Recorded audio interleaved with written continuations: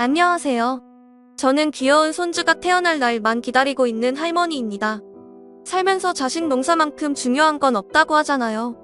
저와 남편은 불과 몇 년 전까지만 해도 자식 농사 망했다고 좌절감에 빠져 있었어요. 하지만 시들어 있던 꽃도 희망을 잃지 않고 진심을 담아 키우면 언젠간 다시 예쁜 꽃을 피우듯 저희 자식들도 뒤늦게나마 저희의 진심을 알아주기 시작하더라고요. 저와 자식 간에 있었던 일을 이야기하리라고는 생각을 해본 적이 없었는데 그래도 제 이야기를 통해 누군가에겐 힘이 되었으면 하는 마음에 사연을 보내게 되었습니다. 제게는 티 없이 맑고 순수하며 가족밖에 모르는 바보 같은 남편이 있어요. 저와 남편은 장인센터에 봉사로 갔다가 우연히 만나 남들과 똑같이 연애를 하고 결혼했어요. 겉모습과 하는 행동을 보면 다른 사람들과 별반 다를 게 없지만 딱 하나 보통 사람들과 다른 점이 있었죠. 그건 바로 남편의 어눌한 말투인데요. 저희 남편은 약간의 언어장애가 있지만 소통하는 데에는 전혀 문제가 없었어요. 말을 오래 하면 살짝 어눌한 게 티가 나긴 하는데 아무 말 안 하고 있으면 비장애인들과 다를 게 없었어요. 겉모습만 보면 비장애인과 구분이 안 가는 남편도 사회생활을 하며 많이 차별을 당했더라고요. 일을 못하는 것도 아니었는데 단지 말투가 살짝 어눌하다는 이유로 무시를 당했었어요.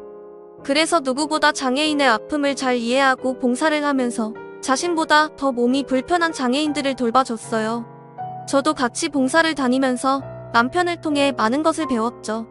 몸이 조금 불편하다는 것뿐이지 장애인도 곧 같은 사람인데 감정이 없는 게 아닐 거잖아요. 저희처럼 맛있다, 이쁘다, 좋다, 슬프다 이런 감정들을 다 느낄 거 아니에요. 가끔 장애인을 바라보는 사람들의 시선이 장애인은 우리랑 달리 감정 같은 건 전혀 못 느끼는 사람으로 보는 것 같다는 생각이 종종 들었어요. 그렇지 않고서야 어떻게 그들을 비웃고 무시할 수 있겠어요.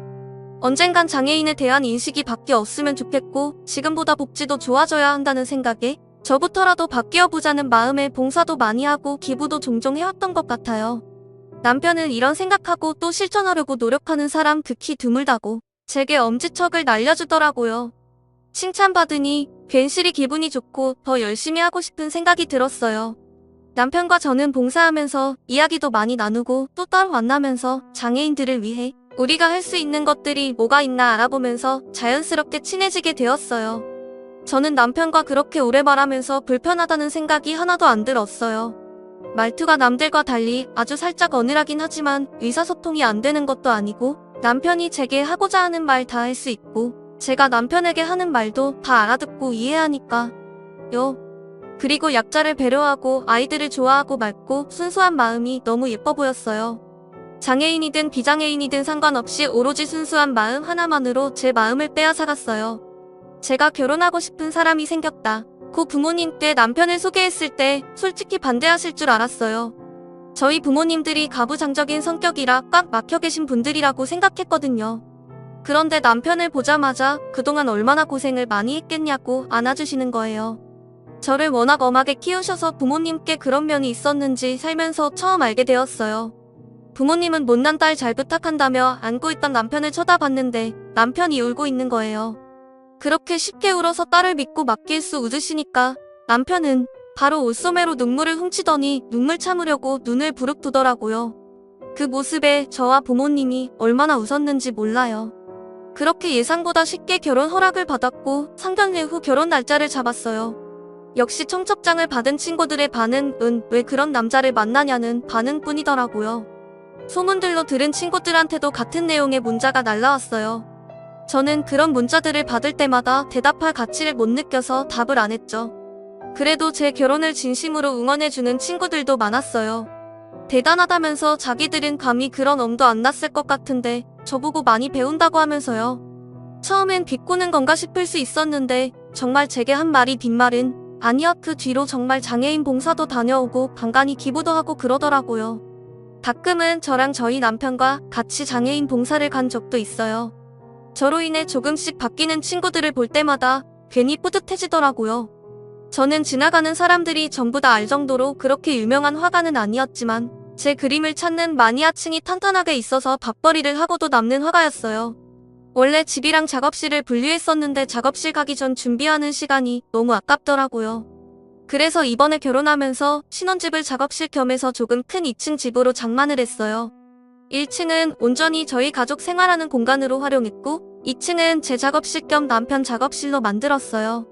남편은 당장 작업할 게 없었지만 혹시나 나중에 하고자 하는 일이 생기면 쓰라고 만들어 놨었어요.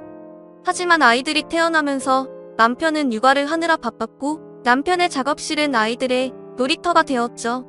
집이 곧 작업실이다 보니 아들 셋을 낳고도 육아에 문제될 게 전혀 없더라고요. 제가 작업할 땐 남편이 봐주고 작업이 끝나면 제가 아이들을 보고 남편을 쉬게 했어요. 남편과 붙어있는 시간이 더 길어서 아이들이 어찌나 남편을 좋아하던지 질투가 날 때도 있었어요. 하지만 그건 세상에 대해 아무것도 모를 순수했던 어릴 때의 이야기. 그 아이들의 머리가 클수록 말이 어눌한 남편을 멀리하기 시작하더라고요. 아빠 곁에서 한시라도 안 떨어지려고 하던 아이들이 이젠 자신의 근처에도 오지 말라고 하니 남편은 당연히 바뀐 아이들을 보면서 슬픔에 잠겨 있었죠. 한 번은 학부모 상담이 있어서 학교에 가려고 하는데 첫째가 진지하게 말을 하더라고요. 엄마 아빠는 학교 안 오면 안 돼. 솔직히 우리 아빠는 다른 아빠들이랑 다르잖아. 나 진짜 부끄러워서 학교 못 다녀. 그러니까 엄마만 와. 알았지? 너 그게 무슨 말버릇이야. 내가 그렇게 가르쳤어. 아빠가 너 얼마나 이뻐했는데 어떻게 그래. 싫은 걸 뭐 어쩌라고. 나 아빠가 말 더듬는 거 싫어. 그냥 말을 안 했으면 좋겠어. 가만히라도 있으면 괜찮은데 가서 말할 거 아니야. 누가 듣기라도 하면 어떡해. 나는 싫어. 부끄러워. 너 진짜 왜 그래. 원래 안 그랬잖아. 어릴 땐 아빠 좋다고 따라다녔었잖아. 도대체 왜 이렇게 아빠한테 상처를 주는 거야. 엄마는 왜 자꾸 어릴 때 얘기를 꺼내. 지금은 싫다. 고대가 싫다잖아. 엄마만 오라는 게 그렇게 잘못된 거야. 엄마만 와도 되는 거잖아. 굳이 둘 다 와야 돼. 첫째는 남편이 학교에 가면 어느라 말툴 때문에 부끄럽기도 하고 친구들한테 놀림 받는다고 남편을 두고 저 혼자만 학교에 오라고 하더라고요. 저는 제 배 아파 낳은 자식 입에서 그런 소리가 나올 줄은 꿈에도 몰랐어요. 정말 사소한 거라도 혼내면 다시는 안 혼나려고 같은 실수 반복 안 하는 아이인데 정말 사소한 거라도 혼내면 다시는 안 혼나려고 같은 실수 반복 안 하는 아이인데 남편과의 문제에선 절대 제 말을 들으려고 하지 않았어요. 매번 혼내고 싸워도 늘 처음으로 돌아가서 남편을 멀리하려고만 했어요. 첫째랑 같이 학교 갔다가 남편의 말투를 들은 아이들이 어린 마음에 첫째랑 안 놀아줬었나 봐요. 첫째에겐 아무 문제가 없었지만 남편이 말을 잘하지 못한다는 이유 하나만으로 아이들이 피하고 놀아주지 않으려고 했던 거예요. 물론 그 아이들이 하는 행동은 정말 잘못된 것이고 그것 또한 가정교육의 문제였겠지만 첫째는 그 일로 상처를 받았고 원인이라 생각하는 남편에게 화풀이를 하게 된 거죠. 집 근처에 외식이라도 하려고 나가면 혹시나 친구들이랑 마주치게 될까봐 창피하다고 남편을 데리고 나가지 말자고 하는 통에 매번 다른 동네까지 가서 외식을 했었어요. 첫째가 계속 이렇게 행동하니 당연히 밑에 동생들도 보고 배워 첫째가 하는 행동 그대로 했어요. 하나만 난리 쳐도 머리 아픈데 셋이나 난리를 치니 지옥이 따로 없었어요. 그래도 눈치껏 바부장적인 저희 부모님 앞에서는 한마디도 안 하고 있더라고요. 이정 부모님께서 장손이라고 첫째를 마냥 이뻐하셨었는데 전에 한번 남편한테 하는 행동을 보고 처음으로 첫째에게 정색하시면서 호되게 혼낸 적이 있으셨거든요. 저도 똑같이 혼을 냈었는데 풍기는 아우라가 달랐는지 그 뒤로는 외가 집에 간다고 하면 남편한테 찍소리도 못하고 구석에서 자기들끼리 놀고 있더라고요. 저는 그래도 아직 아이들이 어려서 먹무르고 사춘기니까 성인이 되어 철들면 바뀔 줄 알았어요. 하지만 제가 아이들을 과대평가했었는지 성인이 된 후에는 철이 들긴커녕 오히려 자기들 다 껐다고 남편에게 막대하는 게 더 심해지는 거예요. 이제 부모 도움 없이 혼자서 할 수 있는 것들이 많아지니 남편은 더 이상 필요 없다고 느껴진 거겠죠. 자식들 결혼시킬 때도 정말 많이 싸우고 남편과 저는 자식들에게 실망감을 느꼈어요. 상견례하면서 아버지를 부르지 말자는 게 말이 되나요? 첫째는 아버지 바빠서 못 온다고 대충 말해놓을 테니 아예 오지 말라고 하고 둘째는 남편과 똑 닮은 작은 아버지를 제 옆에 앉히겠다고 하는 거예요. 그나마 형들보다 양반이었던 셋째는 아버지 오시긴 하는데 원래 무뚝뚝해서 말이 없는 편이라고 했으니 짧게만 대답하라고 길게 대답하면 들킨다고 신신당부를 하더라고요. 자식들 결혼시키면서 저희가 이렇게 심적으로 힘들고 상처받게 될 줄은 몰랐어요. 그 상황에도 남편은 허허하면서 바보같이 자식들이 하자는 대로 해주자고 하는 거예요. 괜히 자신이 고집 부려서 상견례 갔다가 결혼 못하게 되면 그 원망 누가 다 듣겠냐고 하면서요. 상견례만 잘 넘어가면 어차피 마주칠 일 많이 없어서 결혼식 날 부모님 석에는 앉혀드린다고 하니 자신은 결혼식장에 가서 자식들 결혼하는 모습을 보는 것만으로도 감사하다고 하더라고요. 그렇게 저희는 이런저런 많은 일을 겪고 우여곡절 끝에 마지막 남은 막내의 결혼까지 무사히 마쳤다는 표현이 맞는 건지 모르겠지만 아무런 탈 없이 잘 끝마쳤어요. 자식들 결혼을 다 마치고 모든 게 끝났다고 생각했어요.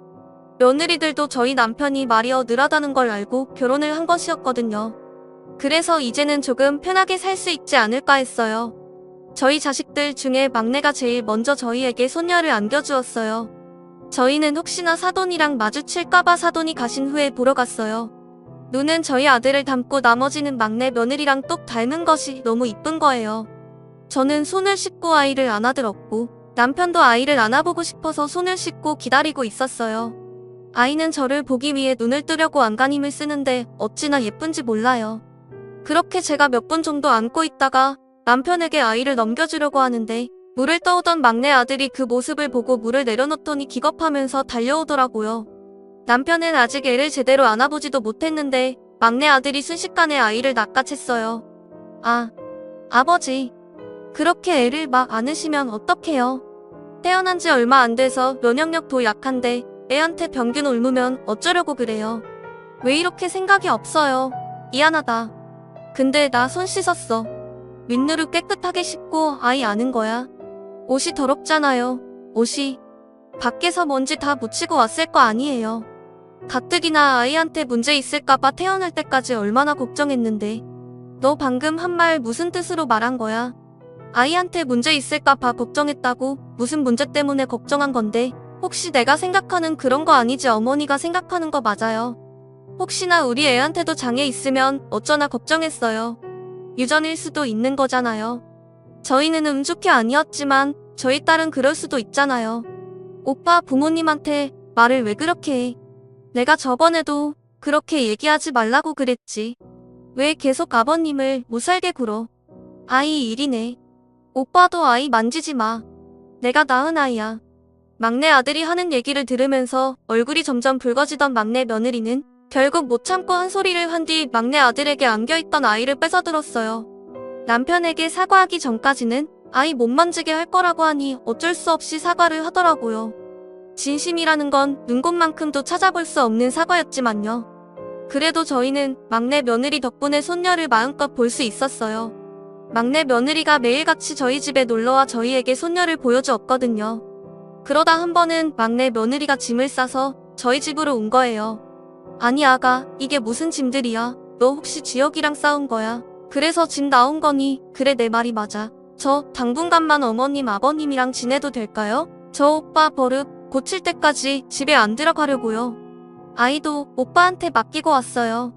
도대체 무슨 일인데 그래? 아이까지 두고 올 정도로 심하게 싸운 거야.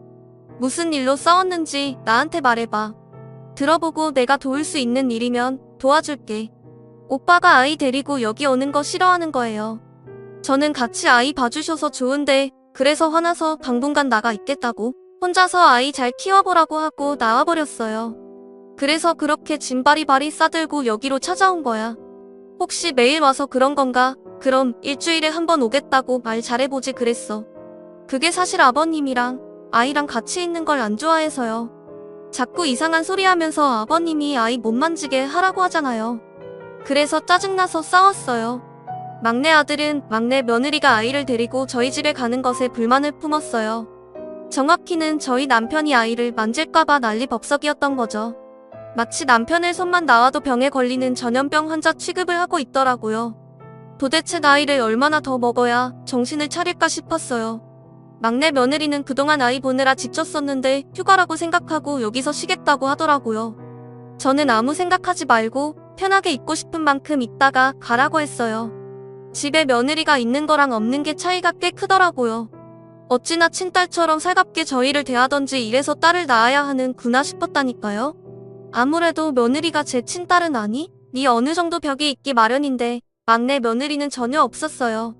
혼자 장 보러 가려는데 괜찮다고 해도 계속 같이 가겠다며 옆에 붙어서 쭈알도 알말동무도 해주고 짐 많으니까 자기가 더 무거운 짐 들겠다고 제가 계산하고 있을 때 먼저 짐 들고 저만 치가 있더라고요. 막내 며느리 하나 집에 들어왔을 뿐인데 남편과 둘이 살 때와는 완전 다른 분위기였어요. 막내 며느리는 부모님께서 조부모님을 모시고 살고 계셔서 어릴 때 조부모님과 함께 지냈다고 하더라고요. 어릴 때 할머니 할아버지와 함께 살아서 그런가 어른 공경할 줄 알고 기본이 되어 있는 아이였어요. 막내 며느리 얘기를 듣는데 우리 아들들도 친정 부모님께 맡겼다면 막내 며느리처럼 남편도 잘 챙겨주고 올바르게 잘 자라주지 않았을까 하는 생각이 잠깐 들었어요. 막내 며느리랑 같이 지내면서 저와 남편을 친부모님처럼 챙기는 모습에 저런 아이가 제 친딸이었으면 얼마나 좋았겠나 싶었던 적이 한두 번이 아니었죠. 그런데 무슨 바람이 불었는지 막내 아들도 짐을 싸서 저희 집으로 들어오겠다고 하더라고요. 조만간 자기 집에 있던 가구들도 올 건데 여기 있는 거 오래된 거라 버리고 자기 집에서 쓰던 것들 얼마 안 된 것들이니 그걸로 갈아치우자고 하면서요. 달라진 막내 아들을 보고 며느리는 웃고 있었고 남편과 저는 당황해하고 있었어요. 너 갑자기 뭐야? 며느리 데리러 온 게 아니라 우리랑 여기 같이 살겠다고. 너가 우리랑 왜 언제는 내 딸 만지는 것도 싫어하더니 그동안 죄송했어요.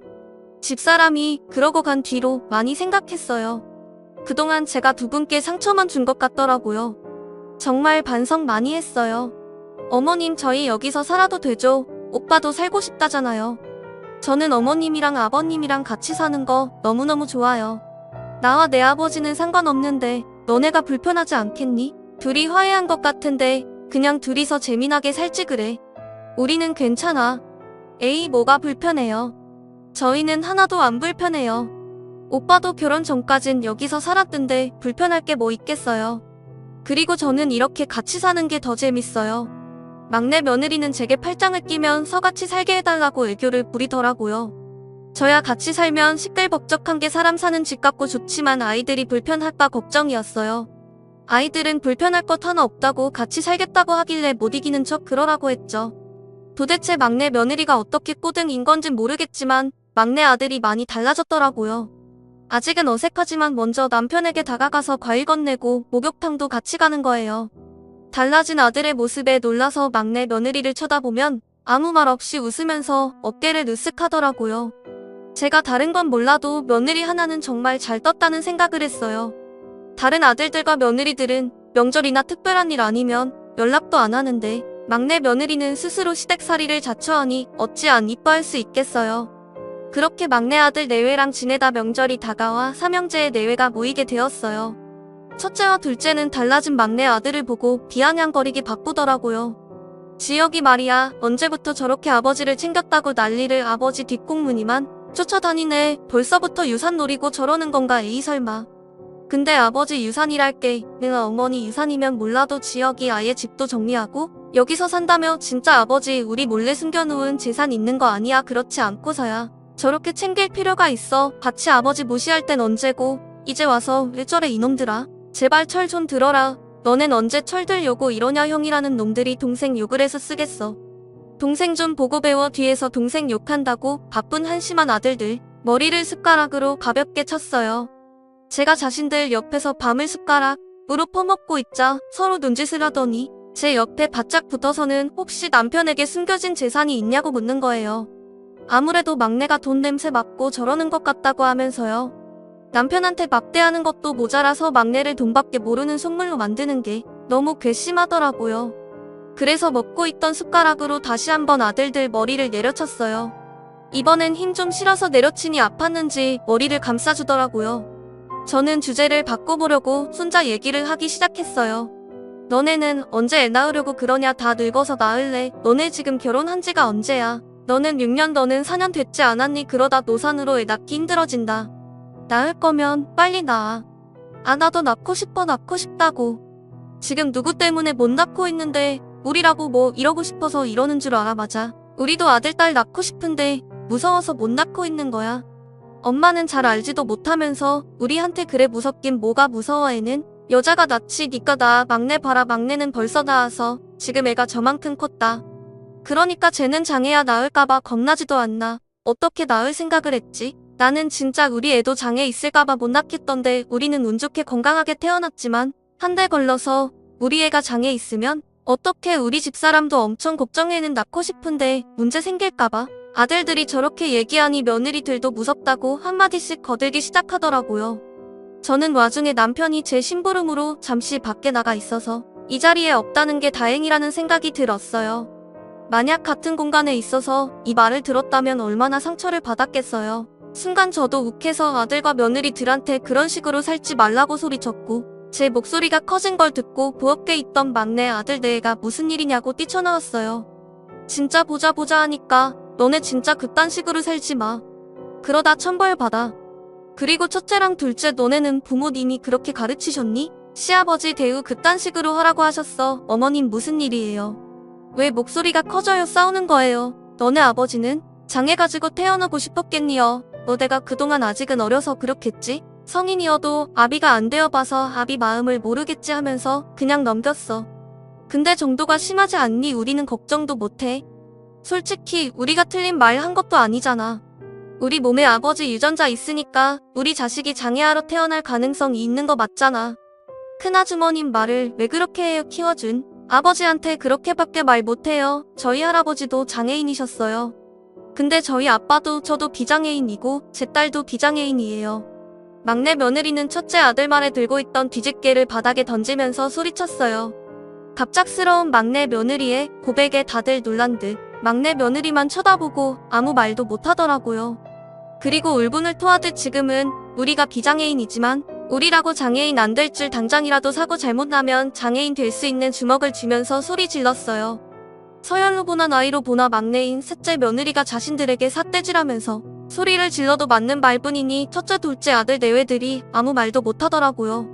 저는 조용히 방 안으로 들어가 서랍 구석에 박혀있던 수첩들을 꺼내 서 아들들 앞에 던져놨어요. 아들들은 제가 던진 수첩을 들더니 저를 쳐다보길래 한번 열어보라고 했어요. 수첩들 표지엔 아들들의 이름이 적혀 있었고 그 속엔 남편의 글씨로 빼곡히 가득 차 있었어요. 그 수첩엔 아들들이 태어난 직후부터 성인이 되어 결혼할 때까지의 육아일기가 적혀 있었어요. 아직도 안 썼던 육아일기를 남편이 하루도 빼놓지 않고 써내려갔었죠. 남편은 어느 정도 컸을 때 한 일기장에 다 같이 적어도 됐을 텐데 꼭 한 사람씩 따로 일기를 적었어요. 육아일기를 보고 있으면 남편이 얼마나 자식들을 아껴왔는지 볼 수 있었어요. 늘 자신에게 모진 말을 하던 못난 아들들이지만 부모가 아니면 누가 자식의 토정을 받아주겠냐며 그렇게 남편은 자기 가슴이 멍들고 있는 줄도 모르고 항상 아들들 생각뿐이었어요. 첫째와 둘째 아들은 수첩을 읽어 내려가며 조용히 눈물을 흘렸어요. 그리고 다른 공책을 꺼내서 아들들에게 건넸어요. 거기엔 아들들이 그동안 남편에게 어떻게 했는지가 적혀있는 제 일기장이었어요. 아들들이 모진 말을 할 때마다 그 말들이 자신을 강하게 만들어준 그냥 묻어넘기던 남편의 모습이 담겨있는 일기장이었어요. 그동안 자신들이 뭐라고 말했는지 남편에게 어떤 상처를 줬는지 적혀있는 제 일기장을 보고 조용히 눈물만 흘리던 아들들은 제 일기장을 보며 오열하기 시작하더라고요. 아들들이 모진 말을 뱉는 와중에도 아이들이 자신을 너무 사랑해서 그런 거라고 더 강해져서 이 세상을 버티라는 뜻이라며 위안하는 남편의 모습에 오열을 하는 거예요. 뒤늦게 들어온 남편은 아들들이 오열하고 있자 놀라서 달려오더라고요. 왜 우냐면서 무슨 일이냐고 제게 묻다가 바닥에 널브러진 수첩들을 쳐다봤어요. 아니, 애들 왜 울고 있어? 무슨 일이 있었어? 이 수첩 내 수첩 아니야. 이게 왜 여기 나와 있어? 아버지 죄송해요. 그동안 정말 죄송했어요.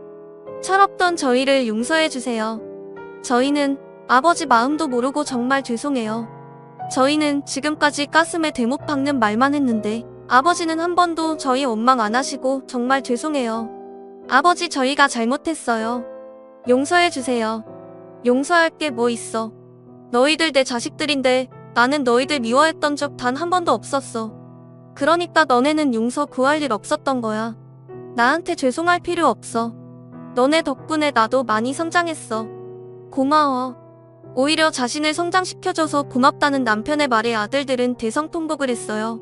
남편은 미소 짓더니 괜찮다고 울고 싶을 땐 울라고 하면서 울고 싶을 땐 울라고 하면서 우는 아들들을 안아줬어요. 며느리들도 눈치를 보다가 머뭇거리면서 남편에게 죄송하다고 하더라고요. 결국 며느리들도 눈물을 흘리고 저희 집은 명절 음식 만들다 울음바다가 되었어요. 명절이 지나고 평소에 한 번도 연락 안 왔던 아들들에게 하루에 2번씩 전화가 오더라고요.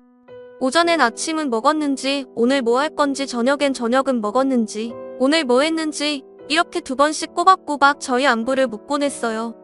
아들이 전화 오면 뒤엔 며느리들한테 안부 전화가 왔어요. 그리고 얼마 지나지 않아서 첫째 며느리가 임신을 했더라고요. 둘째 며느리도 임신하려고 열심히 준비하고 있다고 하고요. 요즘은 아들과 며느리가 효도 대결이라도 하는 듯 번갈아가며 전화가 오고 있어요. 확실히 예전보다 저희 집 방문하는 횟수가 많아졌고요. 남편과 제가 20년 넘게 기다려온 행복이 이렇게 찾아오네요. 오랜 시간이 걸렸지만 오래 걸린 만큼 저희의 행복도 길게 갔으면 좋겠어요. 저와 남편은 요즘 장손 맞을 준비하느라 바빠요. 아직 태어나려면 2달 정도 남았지만 첫째 며느리가 저와 남편을 데리고 아기용품 사러 다니느라 바쁘네요. 저희를 이렇게 잘 챙겨주는 모습을 보니 아들들과 며느리들에게 너무 고마워요. 제 긴 이야기는 여기서 끝내보려고 합니다. 감사합니다.